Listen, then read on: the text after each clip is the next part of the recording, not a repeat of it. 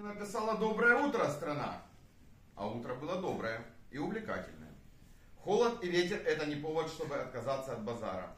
Да и самому идти на базар – это приключение.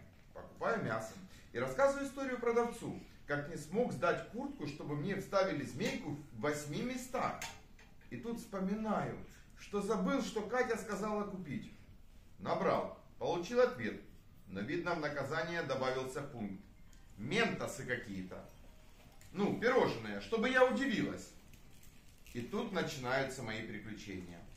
В одной руке шарик, в другой сумка. Мы идем в поисках удивительного пирожного. Я человек общительный, поэтому решил поинтересоваться у знакомых продавцов, где мне достать пирожное, чтобы удивить.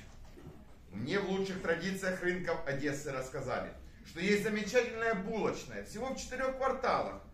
Долго и подробно говорили, как мне лучше пройти. А в конце добавили, и вообще-то она закрыта.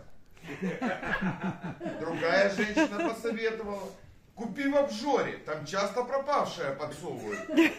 Вот, любимый, удивишь, тебе же удивить надо. Это было не для меня. Ведь я надеялся и заранее знал, что меня дома ждет романтический сюрприз. Эх, если бы я знал, что будет. Но не об этом. Пирожное я нашел шикарное, в красивой упаковке, за время поисков. Я отморозил руки, заморозил шарик, потерял полную пачку сигарет и нашел 50 гривен. Впрочем, обычный поход. А когда уже был на пути к дому, Катюшка позвонила и сказала, чтоб яйца купил. Нет, я уже бегу с сюрпризом за призом. Сюрприз получил, а приз я не получил. Любимая мне изменяла. Нет, не с другим мужчиной, а с книгой. Ревновать книги глупо, но опасаться реакции на прочитанное, как я понял, нормально. Она как раз читала про Петлюру. Не знаю, как это произошло, но в постели нашей спальни после прочитанного был Петлюра, а в его объятиях девушка из Красной Армии. Сегодня планировали день философских дискуссий, а получили день театральных постановок. Вот за что я ее люблю, так это за детскую легкость и отношение к жизни.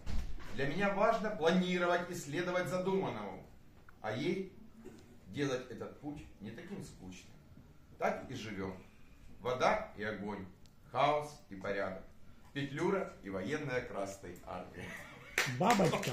Я вам скажу, пока Катя не пришла, я вам скажу сейчас, ну просто как бы сейчас же мужчина-женщина, вот как бы, вот как раз Катя заводит своего друга, а я все время удивлялась по стилю, по подходу к жизни и вообще по всем позициям этот мальчик таки наш. Он таки одесский. Я никак не могла понять прикола. Я думала, или Катя что-то выдумывает, или они решили какую-то версию разыграть с Харьковом, потому что как бы Харьков наш любимый, один из побратимов города Одессы.